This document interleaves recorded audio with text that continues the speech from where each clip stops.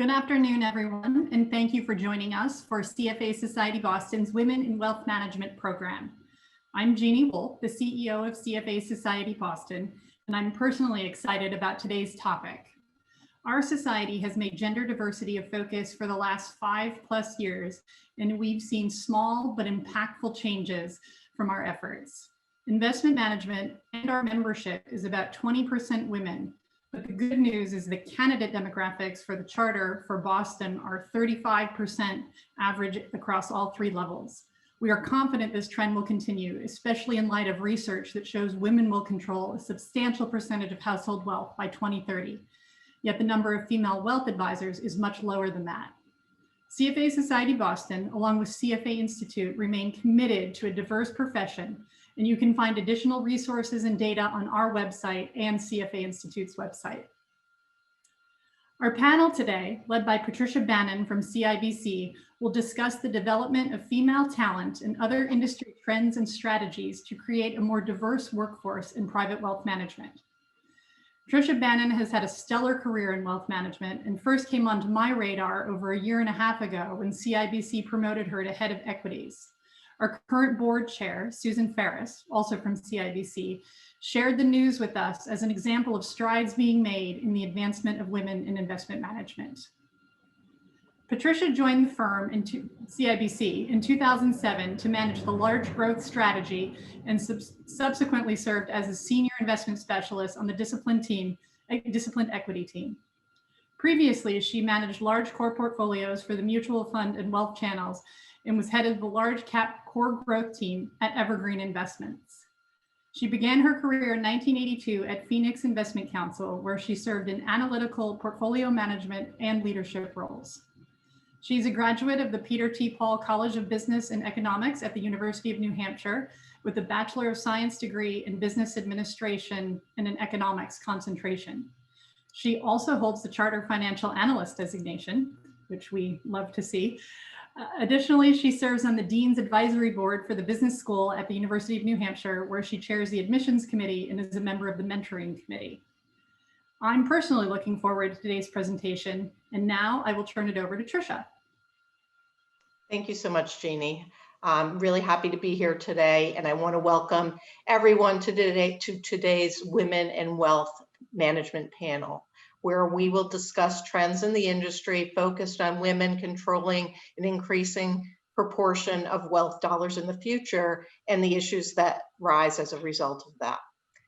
We really want to dedicate our time to our esteemed panelists.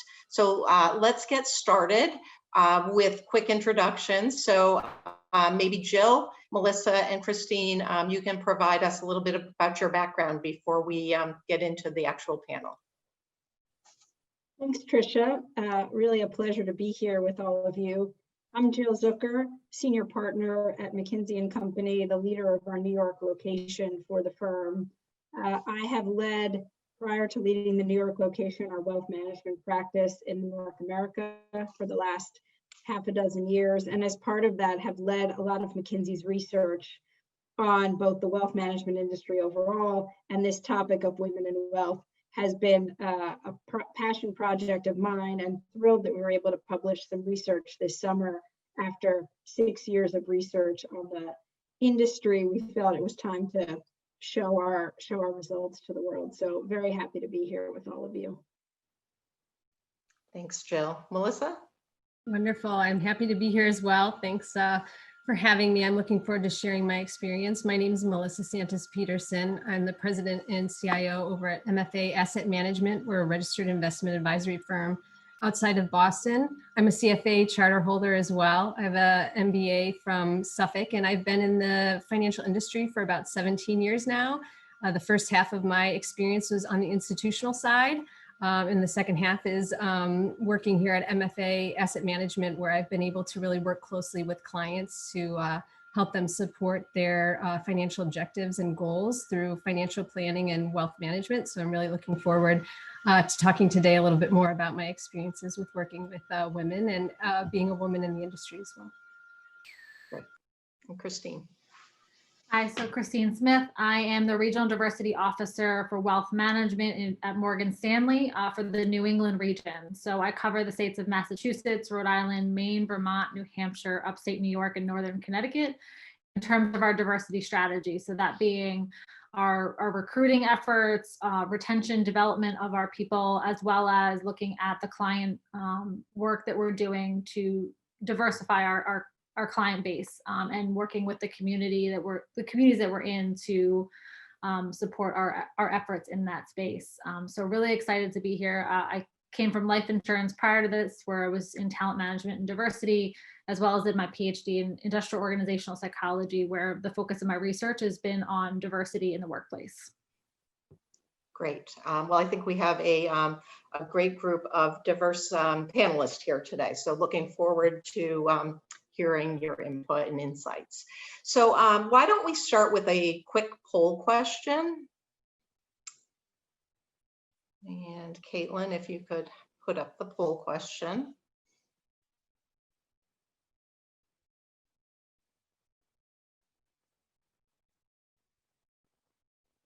So leading wealth managers are improving or will need to improve how they serve women clients. Strongly agree, neutral, disagree, strongly agree. If our audience could answer that, and I will look at the results in a second while they're calculating. So I just want to make sure everybody knows that they can use the Q&A function at the bottom of your screen anytime during the program to ask a question. We'll be monitoring that.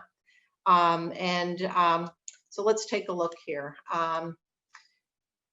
So we are a resounding agree to strongly agree that leading wealth managers are improving or will need to improve how women serve their clients. So it looks like a lot of agreement here. I think what we're going to do today is break our program down into some two large kind of big categories: serving the client first, and then diversity inclusion. We'll start with serving the client, and maybe the best thing to do to start is, Jill, you know, your research went into a lot of depth about what should happen over the next several years in terms of women in wealth. And maybe you could start today by framing the issue for us. Sure, I'd be delighted to. And I'm going to just share a few slides with everyone as I talk. Hopefully this will work now.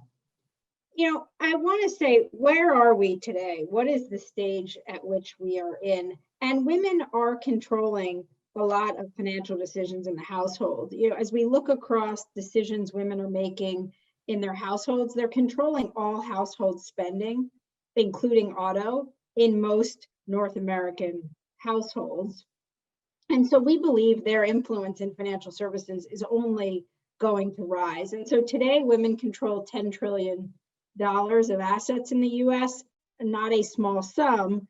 But the good news, and why I think we're all here today, and the poll showed it, is women are on the precipice of controlling 30 trillion by 2030. And even if you debate the math and say it's 25 or 35 or 40, it's still a significant increase from where we are today.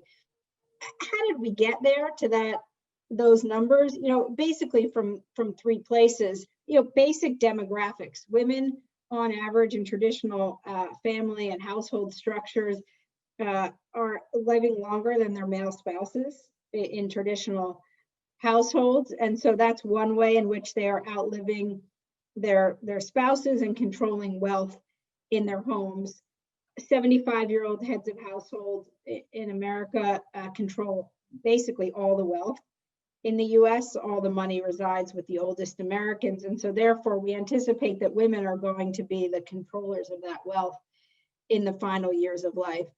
As I mentioned before, they are controlling household spending decisions anyway in their homes. And so financial decisions is just another example of that as well. And so if we think about the bookends of younger households, women controlling spend, and older households, women being left with the wealth of their family, they stand to gain quite a lot of influence on wealth in America. And the question is, why does this matter? We're serving we're serving women today. Well, when a spouse dies, 70% of the time, the assets leave the institution that was serving the couple in the first 12 months. So you think you're serving a couple, but what really turns out is you were serving a single member of a household. And advisors are losing assets of the widowed spouse 70% of the time. And so, this says, well, there's a lot of money in motion, or there's a lot of opportunity to keep that money within an institution. So we all said we need to serve women better. I'll just share one final slide and then put it back to the panel. But women are looking for some different things from their wealth management firm than men. Women on average feel less confident about achieving their financial goals. Now, despite them feeling less confident, we all know they're not less competent. And so the question is, how do we help bridge this confidence gap so that women feel they can make decisions? Women don't say, I need to work with a female advisor. So I know we're going to talk a lot about that. We should have more female advisors. We should have an advisor base that represents the population at large, but it's not because they are the only women can serve women. That's not what we found in the research. Women do want someone that's a good match from a personality fit. They do want someone who they can trust more than men, if you look at this list chart. And they are, concerned about outliving their assets and really want to be confident that they can achieve their goals. And so, all this being said, women want advice from a human being. So they tend to not want a digital only platform, and they want someone who can help them achieve the outcomes that they desire.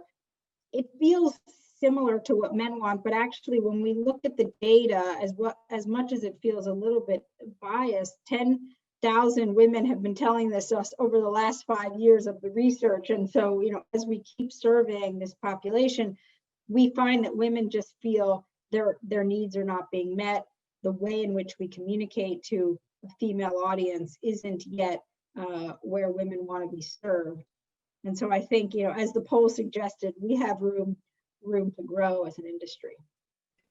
Yeah, let's just take that a little further, and let's discuss really how women's needs and goals and how they prefer to be serviced really is different from that of a man. And maybe Melissa, you can start for us there from your perspective at a private wealth management firm. Wonderful. Sure. I'd love to share some of my experiences, and really Jill has laid out and really what my experience has been with working with women over several years. I'm fortunate to work with women on the full spectrum, right, Jill, from accumulation phase, younger, to retirement phase, and really planning for what that looks like. And I've really found that they are relationship driven. I mean, everything, my experience supports all the data, obviously, not surprisingly. Women are really looking for a partnership, an advisor that they feel comfortable calling up and asking and working with them through questions, whether they're financial or otherwise. They also tend to be more goal-oriented versus returns-driven. And I think we've seen, especially from a registered investment advisory standpoint, that we've seen more of a transition from returns-based wealth management and more towards the holistic planning wealth management, which I think is great in engaging everyone, but definitely helps to engage women or the less dominant partner in the relationship, which happens to be or has been women in the past. And that's what we really found has been successful in our practice, is engaging women, couples, or single women in the financial planning, because financial planning really brings into realm everything about your financial objectives and your goals, and it is goal-based. So we're really sitting down with couples or clients and asking them, okay, what are your needs? What are your wants? What are your objectives? What does that look like? And then tying the investment management into that. So it becomes more of a discussion on their life and what they want to achieve. and then how we can support that through investment management and wealth management versus more, speaking with them on a quarterly basis or on an annual basis, just about what the stock market's doing. Of course, that's an important component, but it really is a more relationship-driven service model, which I think will benefit women in getting them engaged now and in the future. Christine or Jill, do you want to weigh in at all? It also, I guess I think about, offerings. Are there different offerings that women are looking for that have not been traditional to your platform today?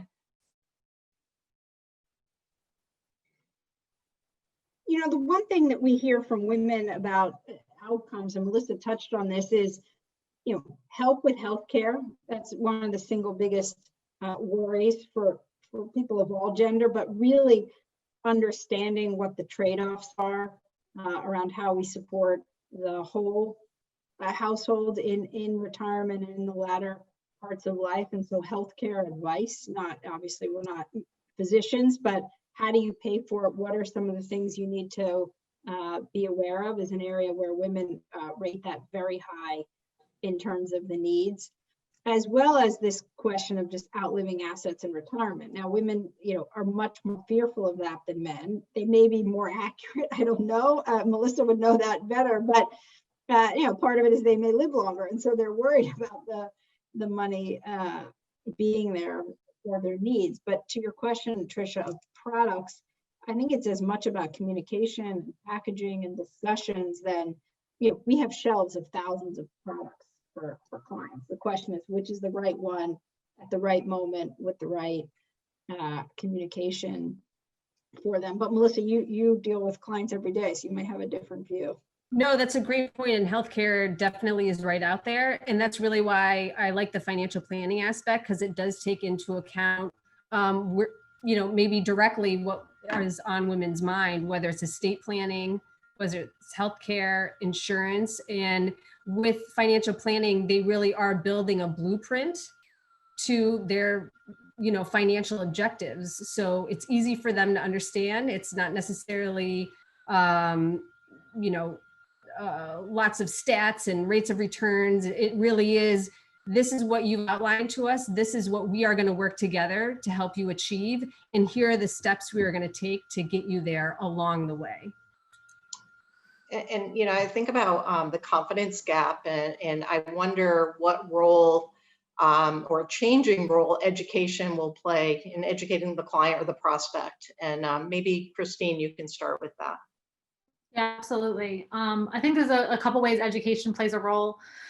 So first, I think that one of the biggest obstacles women have in comparison to men is the stereotypes and the imposter syndrome that women experience when dealing with money. This isn't that they don't have access to the education or the ability to learn about finances, as I know Jill was talking about earlier. It's that they just are discouraged frequently from doing so, even in 2020. Girls are often shown and told how men are the money makers and the money managers. And even though we know this image is wrong, men kind of still predominate in these images and in these roles. And too often those girls then grow into women who second guess themselves and their knowledge about money. And I can speak to this from a personal point of view. I grew up with a mother who was on Wall Street, one of a few women in investment banking at the time. I went to school, I got a business school in particular, I got my PhD. I know the stereotypes. I've been taught from an early age how to manage my money. And yet with all of that and knowing all this information, I still find myself kind of catching myself and second guessing my knowledge and turning to the trusted men in my life just to confirm what I'm thinking. However, on the bright side, we do see that this is shifting, and there's a lot of organizations that are out there that are helping to change the way girls are seeing themselves in roles around money. So at Morgan Stanley, we work with organizations like Girls Who Invest in Girls. Recently, we just launched a partnership with the Girl Scouts to deliver financial empowerment badges through workshops that are helping teach girls from an early age about money and feeling confident about managing their own money. Where I do think that there is an important gap that also needs to be addressed is with in racial and cultural groups. We see culturally discussing money can be taboo and uncommon depending on the community that you belong to. And that taboo can be even stronger for women of color. And then this creates a differential access to financial wellness education. And when that's then coupled with that imposter syndrome and stereotypes, it can really perpetuate these issues further. Specifically, when families and trusted circles of friends and colleagues avoid these conversations around money and finances, it makes it more difficult to know how to manage it and then what the value of a financial advisor would be.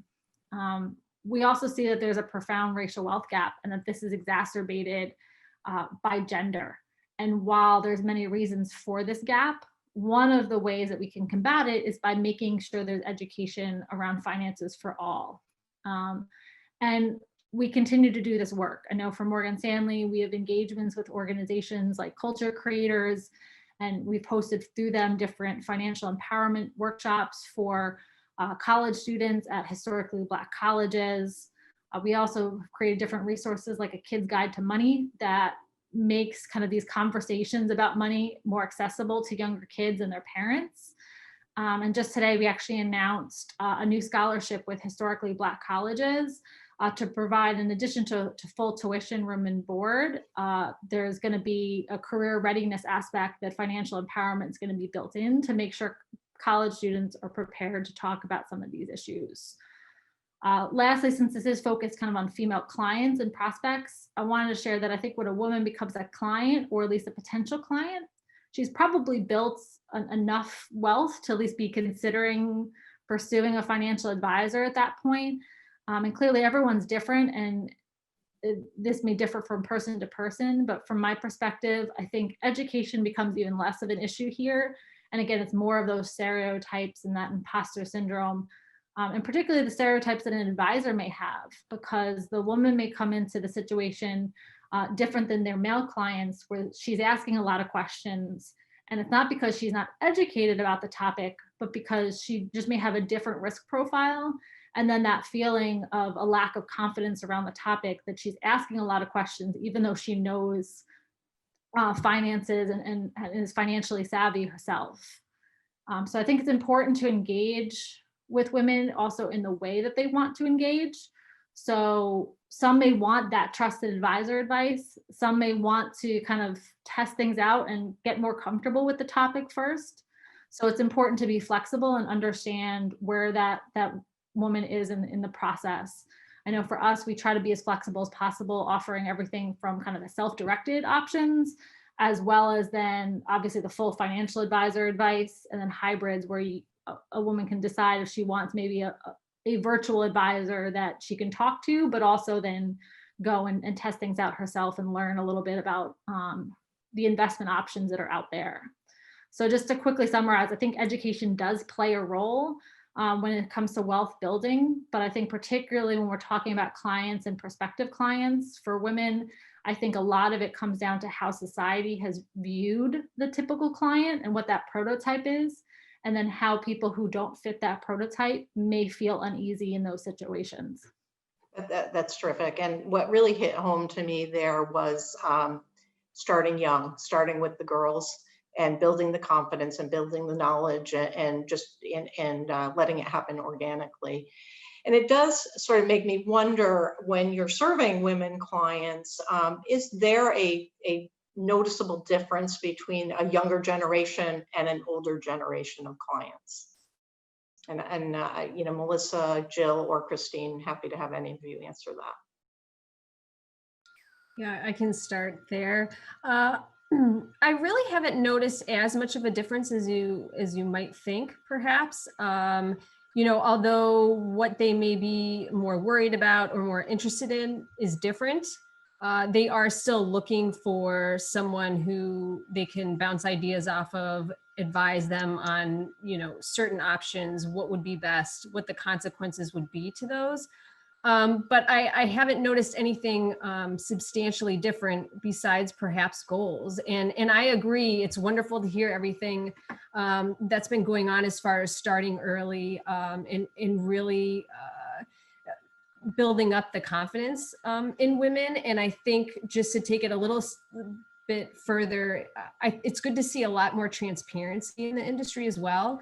I think that helps educate all clients, and especially women, around fees, around how advisors work, around certain products. So hopefully going into initial meetings, they have some type of perspective so that they can kind of understand what their options are and what might work best for them. And I do think the industry, because of transparency and because the industry is evolving with the needs of clients, is really turned more from being product focused, which I think is kind of another stereotype that we've been up against, to more service and client oriented.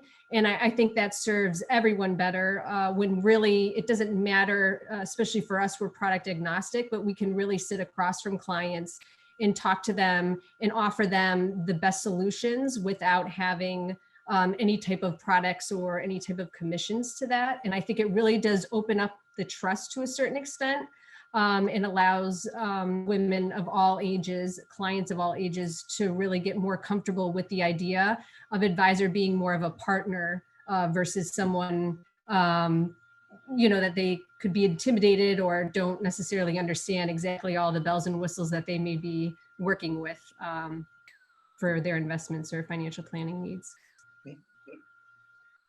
Okay.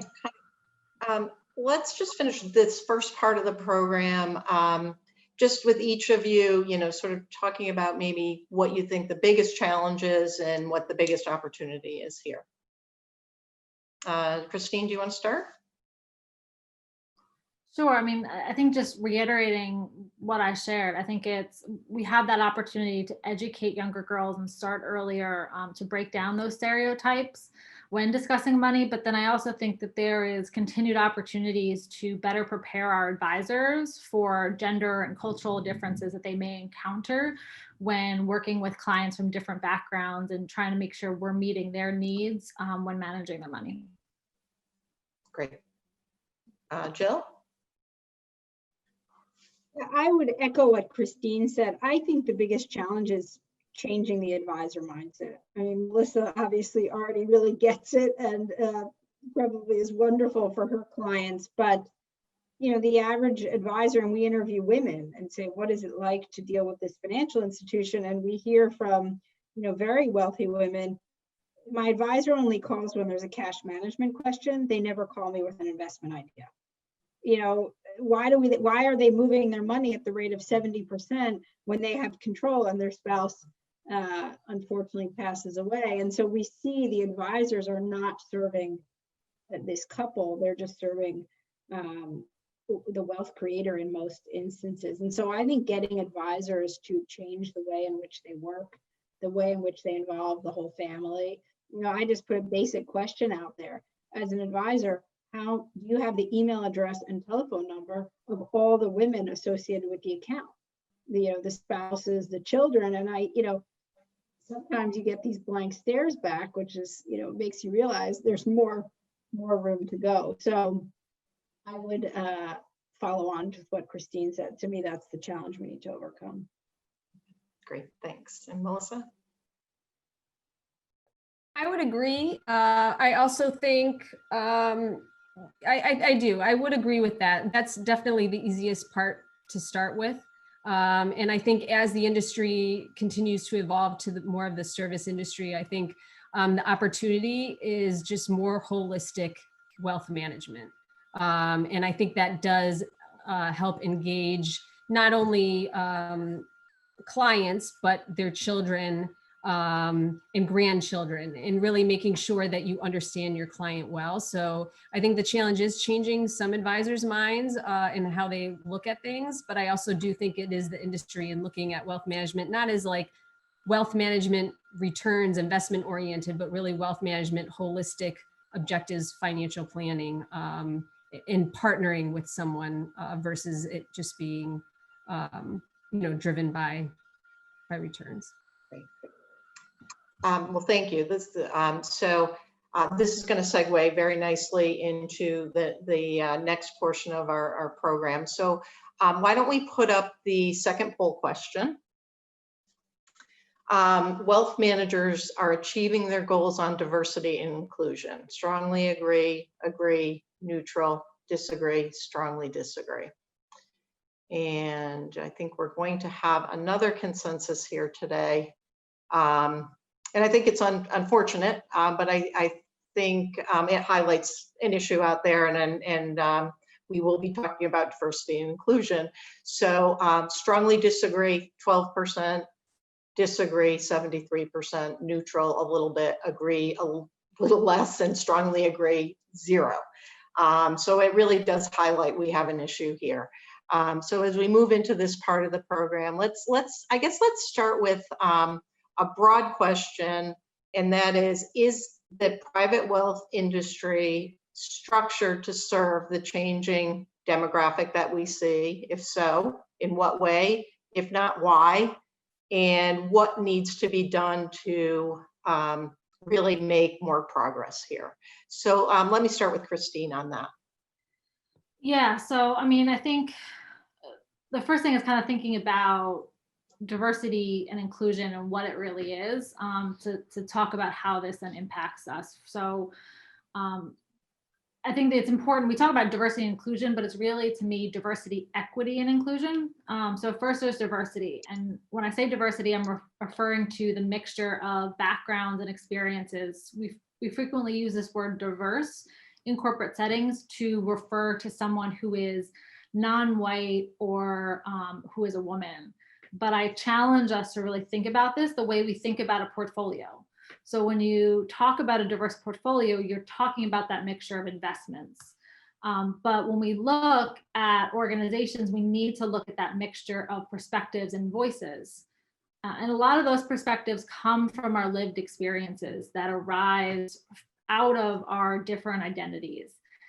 So I am a white, cisgender, heterosexual woman. The way that I have navigated through the world and experienced that world is going to be very different than someone from a different kind of race, sexual orientation, gender identity. And those different experiences then contribute to how I look at a problem and opportunity, or in this case, advice for a client. Diversity in wealth management is critical because as technology enhances, the differentiator for our financial advisors is that quality of advice, and giving their kind of that more holistic picture. And when we look at gender, men and women look at things differently. They look at risk differently. And so when we have those more gender diverse teams, then we can produce some better results. But then there's equity. And this refers to the pursuit of fair treatment, equality of opportunity, fair access to resources and information. And we know that our workplaces do still have a lot of work to do here. We see how this shows up in diverse teams where people may not be given the same opportunities, the same resources that they need to succeed in a particular area.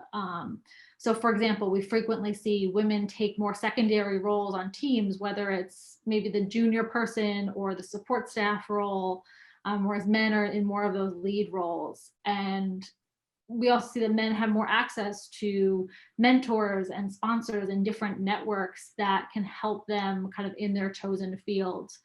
And ultimately, we want to make sure that we have that diverse set of voices around the table, but where we need to, I think, still continue to make some progress is then we have that equity, which removes those hurdles that help people maintain their role at that table.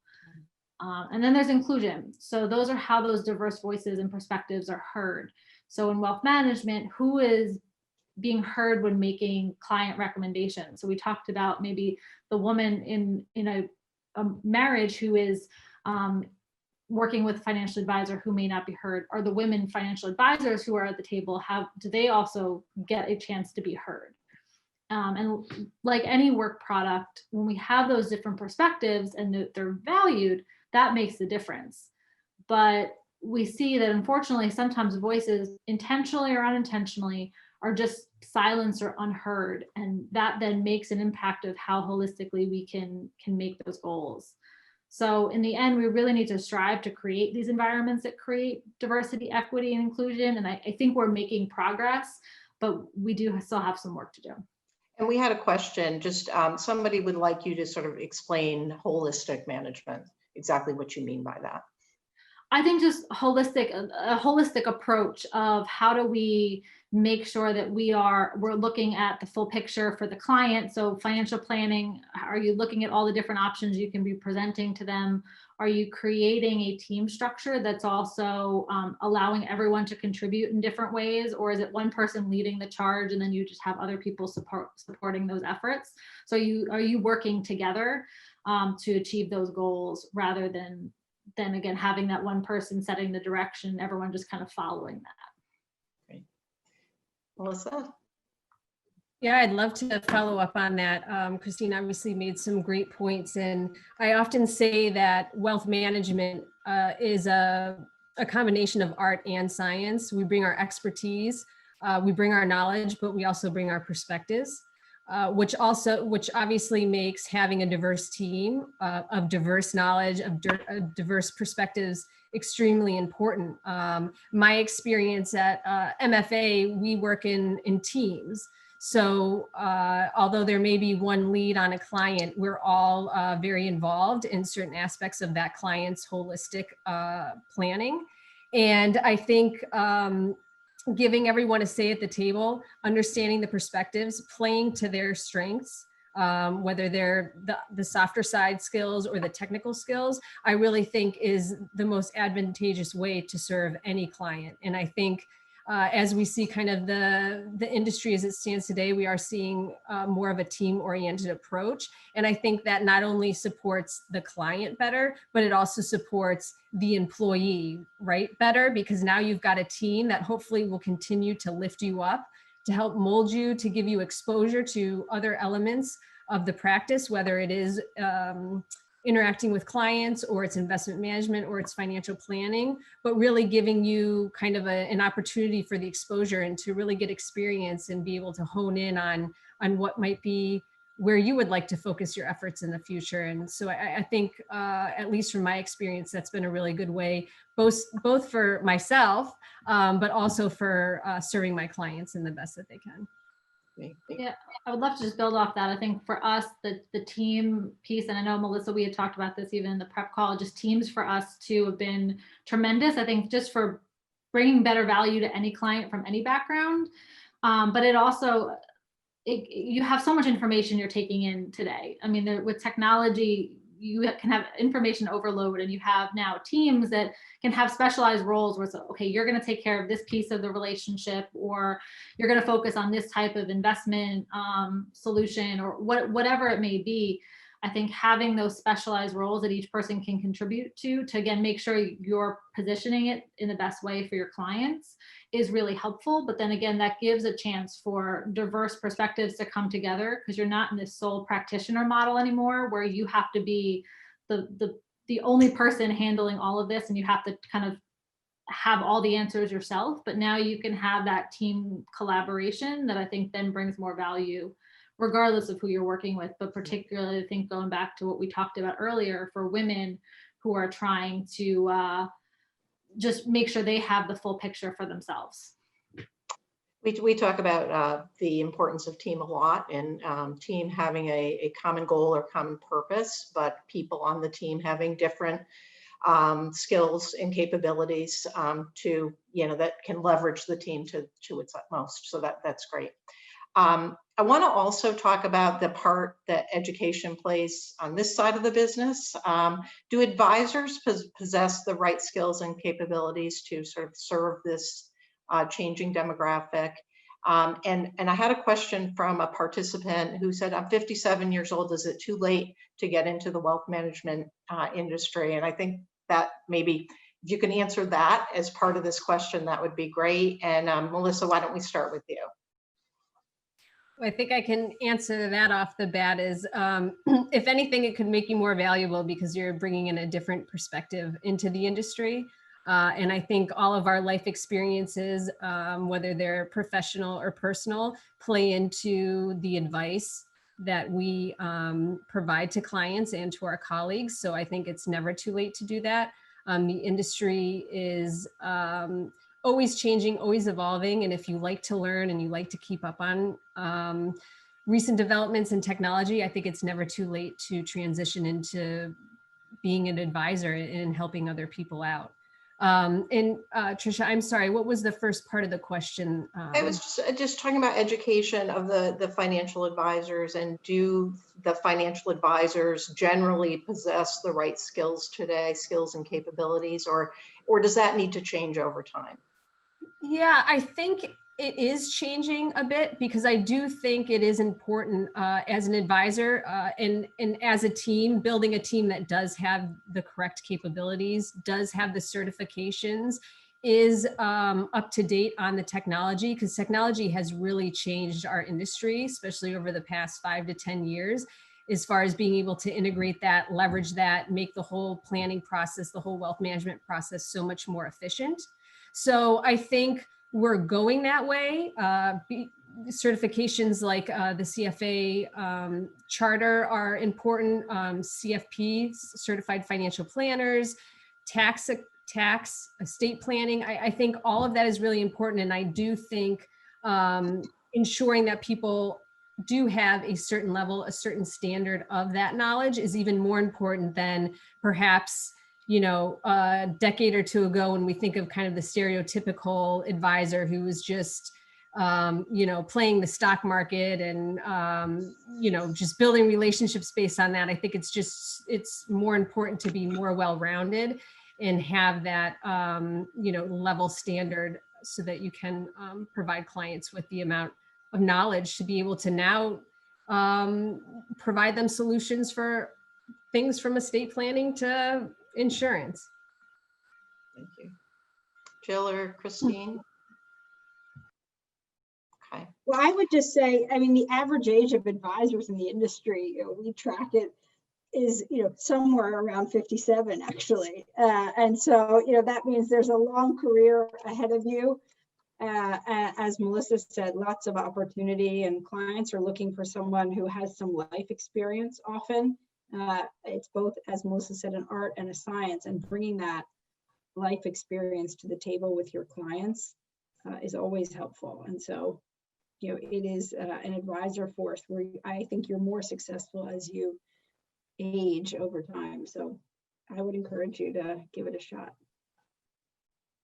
And I would just add, I think I take the education perspective a little differently. So I look at it too from what the background that we see for financial advisors is a whole host of backgrounds. It's not just the finance majors in college. It's not just someone who's come from a bank.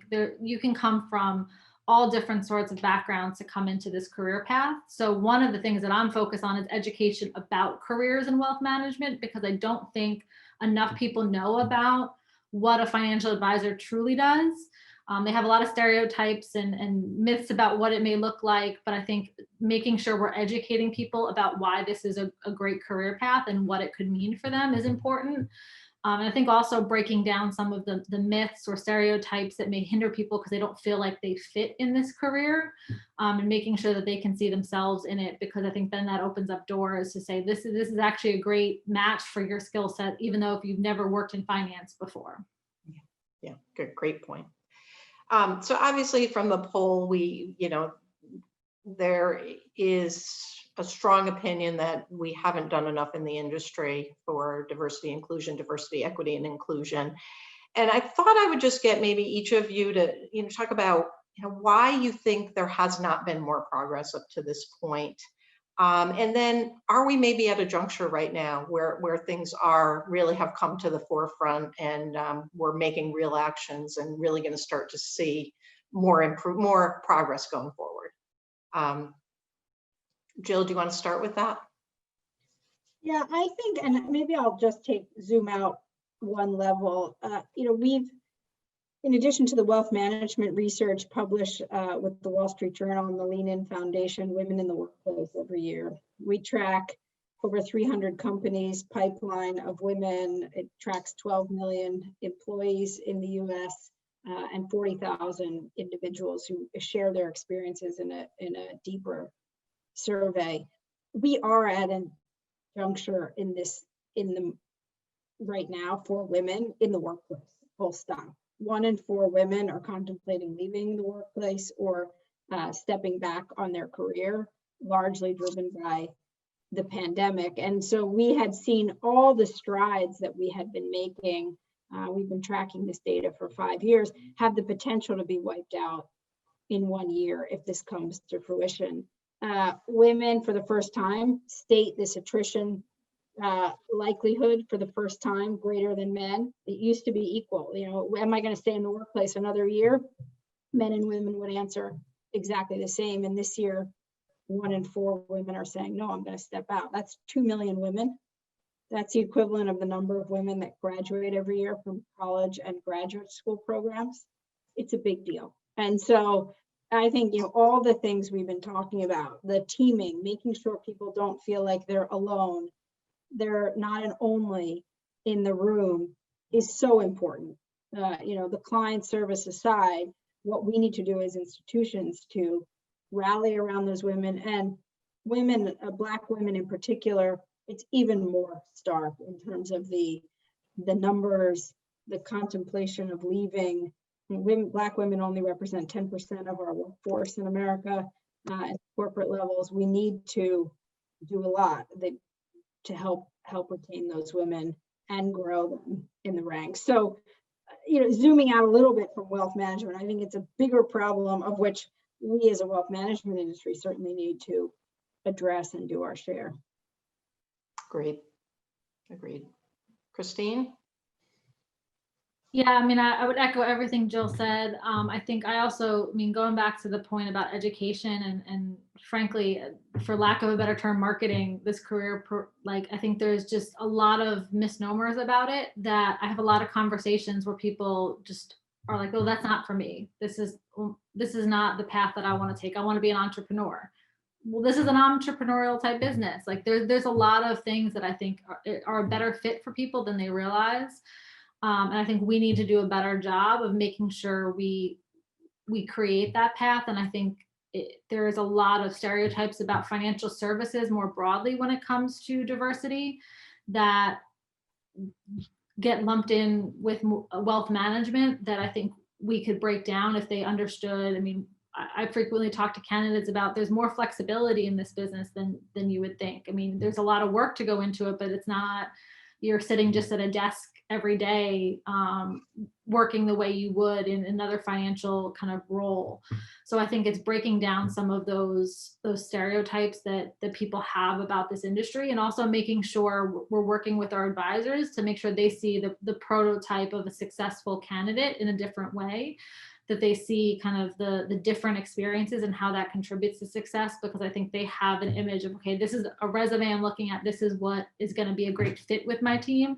How do they match or not match with that? And I think it's expanding people's views to make sure that they see that there's a broader skill sets and broader experiences that will be just as successful in this business. Yeah, those are great points. And I would just echo, especially as writing down the flexibility that Jill and Christine both said. I think people don't understand that there is flexibility. It can be a people job too. So anyone who really likes to be around people, breaking that stereotype that we all think of it being more than that, but really being able to help people. If you're passionate about that, you'll be good at it. So I think the flexibility, people need to understand that there is flexibility, and the team approach. I can't say that, I can't agree with Jill more than that. I think just knowing that they can be entrepreneurial, but they also have support and a good team, hopefully, behind them to help them succeed. Great, thank you. I have a question here from a participant. Would you please share a bit of advice of your own experience of getting more skilled or better at communication and delivering complex information, etc.? I think I'm going to start with you, Melissa, on that one. Yeah, that's a good question, because there are definitely challenging conversations with clients. Some of them can be very sensitive, some can be around money, but how do you get good at that? And I think it really is experience, it's practice. It's also knowing your client and knowing how to deliver information that may be complex and how they might understand it, and understanding their perspective. Also with our team approach, we always have another team member as part of mostly every conversation or contact that we have with clients. So it does allow us to be able to deliver information using different perspectives in a softer touch point. But I do think it really is experience, and it really is knowing how your clients will digest that type of information. Good point. I would Jill? just add, I mean, I know Sorry, it's, just- I was just gonna say, I would just add, I mean, I know it's a little different. I mean, I deal with complex topics, maybe not financial ones, but when you're talking about diversity and inclusion, it can definitely get a little complex. And one of the things that I really rely on is my trusted network of advisors, like personal advisors that I turn to say, hey, this is a message I have to deliver. And I particularly pick people who are different than me and would see something different in what I'm trying to say, to make sure I can get that holistic view that I may think I have the best of intentions or the right way of framing it, but they can help kind of guide me of this may not be the way to say this, and here's a different way to frame it. And I think especially when you're earlier on having these conversations, having that practice and that those people that you trust to give you that viewpoint is really helpful.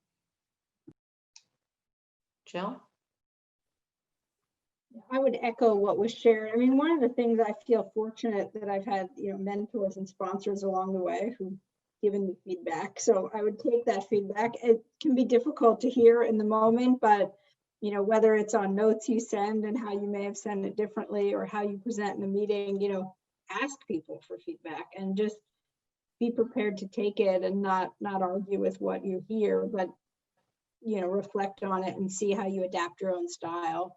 The other thing, similar to what Christine said, find a board of advisors for yourself. Who is your group of advisors, both within your institution or outside, who can really be truth tellers for you, where you can take that feedback. And sometimes as you replay scenarios to them, you think, this sounds kind of silly, actually, as I'm playing it back to this trusted group. And oftentimes they say, wow, I'm sorry you had to deal with that. Here's my advice of how you might do things differently next time, or what you might share back. So, I would say practice, take the feedback, know you can do better the next time. Don't let it beat down your confidence by having this board that can lift you up all the time. Yeah, no, I think that's really important. Be a little bit vulnerable. Don't be afraid to ask for feedback. I'd also add being open-minded is really important, and probably one of the most important skills we can all probably continue to work on is listening. And especially when you have a client in front of you, listen to what they're saying, not what you want to hear, what they're saying and what they're asking for. I think that's really important. Continue to educate yourself. And I think one of the most important things we all can do, regardless of what our careers are, is when we don't say no, say, I don't know. And don't be afraid to sort of admit that and move on, get better, get the answer, versus trying to maneuver your way through something that's just going to get you in trouble in the end. So that's kind of my 2 cents. Let me just remind people they can ask questions if they'd like to through the Q&A. I have a couple more. So, the global pandemic kind of happening this year and changing everybody's lives. How has COVID changed either the industry or anything related to the women gaining more access and control over wealth going forward? Maybe Jill, you could start with that. Yeah, I already shared a little bit about how the workforce is changing because of COVID and the risks there. With respect to the industry, and this, remains to be seen, but a few hypotheses I'll throw out there. One is, after the last financial crisis, we saw significant money in motion, not during the crisis, but after. People reevaluated, did I get the advice I needed from my advisor? Did I, feel trust? Did I feel safe? Did I get the reach out I needed? And so, just through sheer data, we saw lots of money moving from institution to institution, not alongside an advisor move. So independent of following your advisor. So I anticipate we may find that again. And like the last financial crisis, it wasn't in the moment of crisis, but afterwards, when there was some, new normal, people really stood back and evaluated that. So that's one hypothesis I'll share. I don't know, but I'll put it out there. The other is, I think this pandemic, unlike other things, has really forced people to question their own mortality.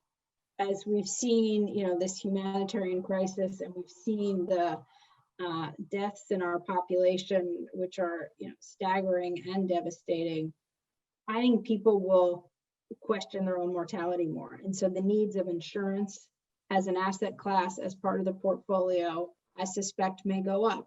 The wanting to bring the next generation or spouses closer into the conversations may also go up, as people say, on a dime, my life can change, and I need to make sure that my family is cared for. So, those are some of the things that I anticipate happening. I don't know that I have the data to prove that they have or will, but those would be my hypotheses. Melissa or Christine?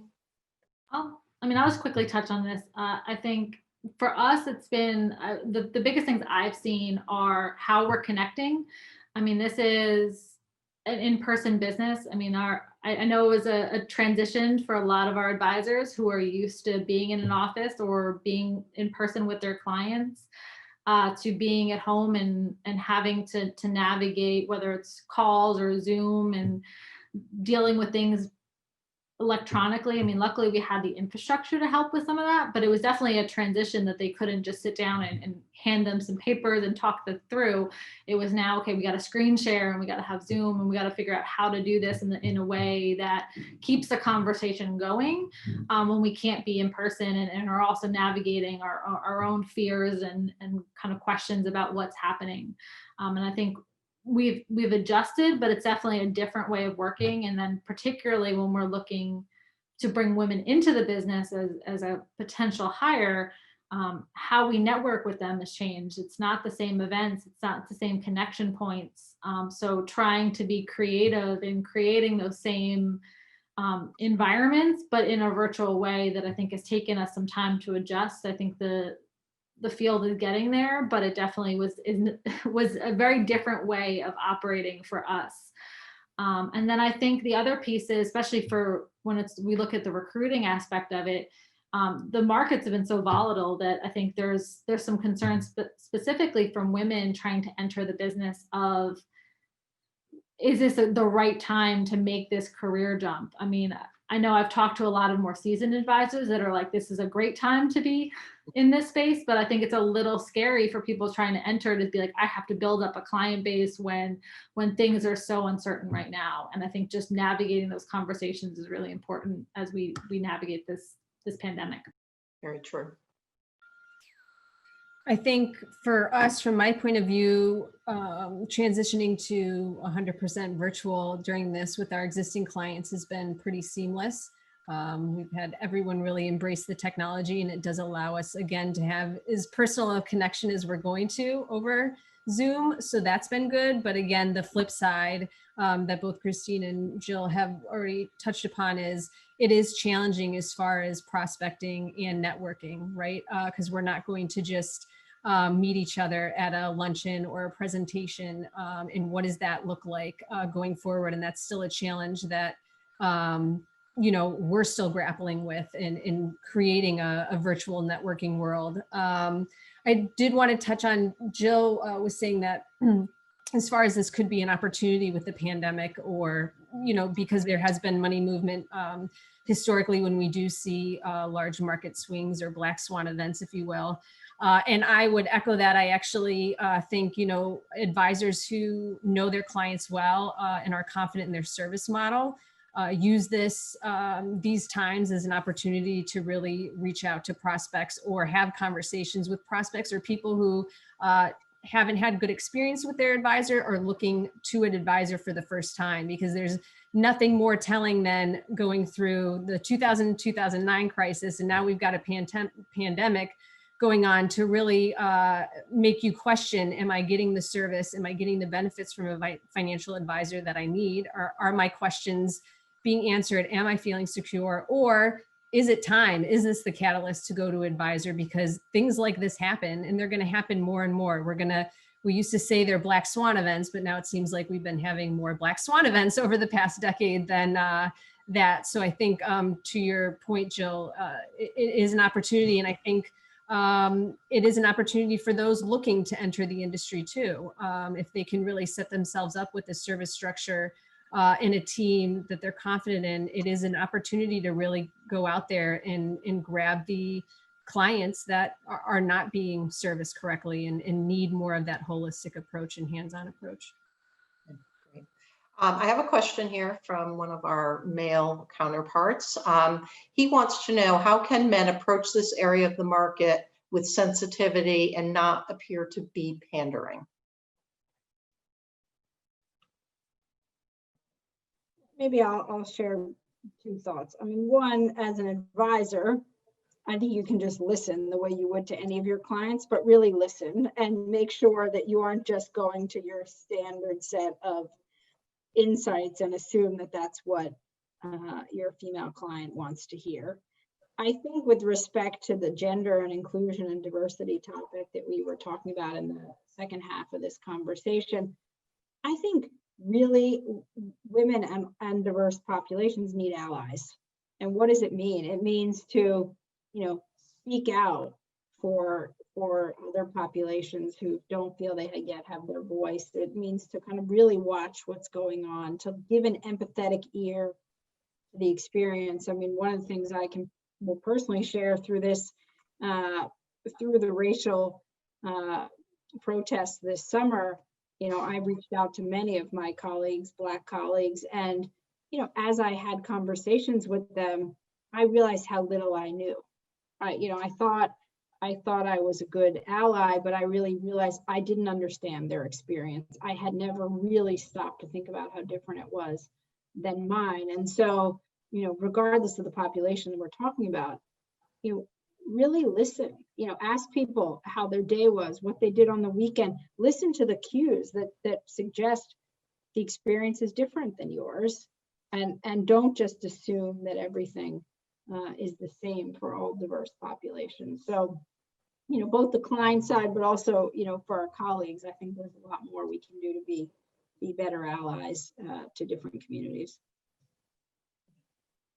I think, sorry, go ahead, Christine. to build off of it, I think the education piece is so critical. I think doing the work before, especially if you're going towards a specific market, like making sure you understand those experiences, as Jill was saying. I think it's listening, it's also reading, it's educating yourself on different topics to make sure you at least have some foundation there. I think seeing what your organization may have in terms of resources. I know for us, we have like business development resources for different market segments to give you a starting point of like, what are the targets and what are the goals that we see in specific markets? What may people be looking for in different market segments? We have a lot of research around that then can help you as a starting point. And so seeing what your company has and then seeing what is out there available, just to make sure you are coming at it from an authentic point of view. I think when working with a lot of underrepresented communities, underserved communities, I think you see that they can kind of smell out the inauthenticity when it's coming their way. And so making sure that you are coming at it from a lens that you are clear that this is something you're passionate about and not just seeking a new client or better returns or anything like that. And I would just add listening and adapting, not expecting the client to adapt, not listening so you can tell them why you're going to do it differently and how you've done it in the past, but understanding that you need to adapt to how that client wants to be served. So we're getting towards the end of our program here, and obviously we've covered a lot. You've all done a terrific job, but I just want to go back to each one of you and let you give sort of final words of wisdom, takeaways for us, advice for us, anything that you want to add. And why don't I start with Jill here? Well, I mean, maybe I'll end where we started.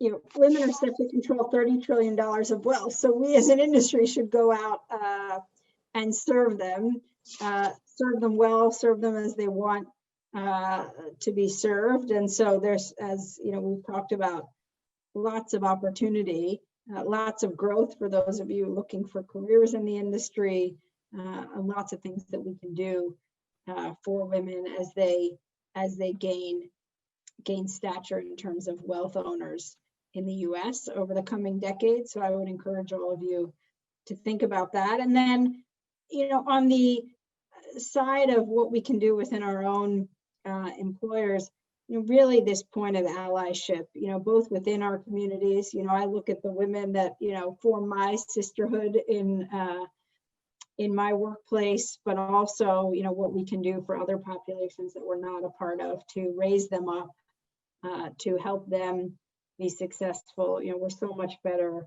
with a diverse set of insights when we serve our clients. You know, I would just encourage all of us to do that for someone that can't do it for themselves. Great, thank you. Christine?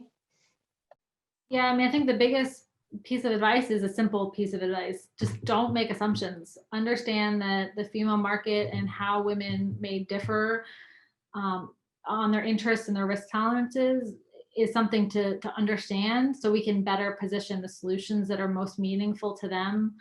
Don't make assumptions about women generally. I mean, I think as a whole, there's a lot of nuances within the female market, and making sure that we're understanding those things. And don't take those questions, those pauses, those hesitations just as an automatic sign that they're not financially savvy. It's just probably more a sign that they have been conditioned to question themselves, and they've done the work to educate themselves. They just may still have those questions and those that lack of confidence. Great. And Melissa?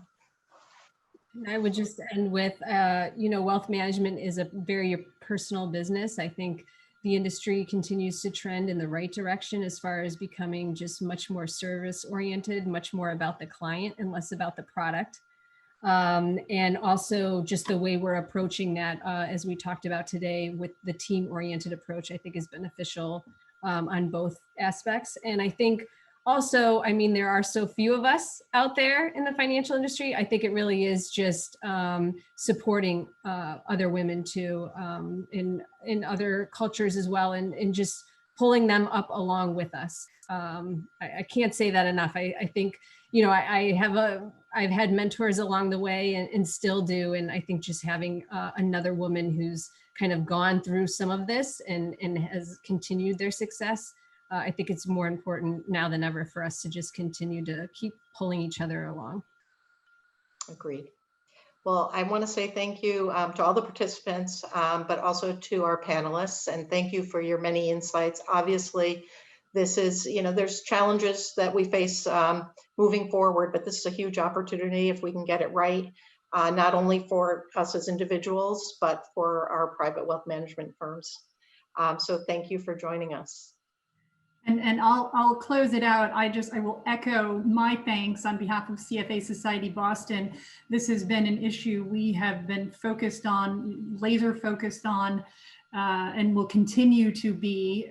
We recently just approved it as part of our strategic plan moving forward, that it is one of our strategic goals for the next 5 years is to really make sure that this doesn't get lost, and that we're doing something. You've all given me so much to think about how our organization and can act and what role we can play in helping support this. So, you know, everybody has their firms and everybody has their internal programs. And, you know, we as a representative of the investment management industry, specifically not just financial services, but that investment decision-making piece, you know, we can help. And you've given so many ideas on how we can do that my head is spinning. I was messaging with Susan Ferris, our chair, on, you know, what we can do. And you know, I think you've set the bar high and challenged us to do that. And I thank you, because that's what we should be doing. So this was wonderful. This was insightful, and you are all amazing. And I'm so impressed with what you're doing. So thank you very much.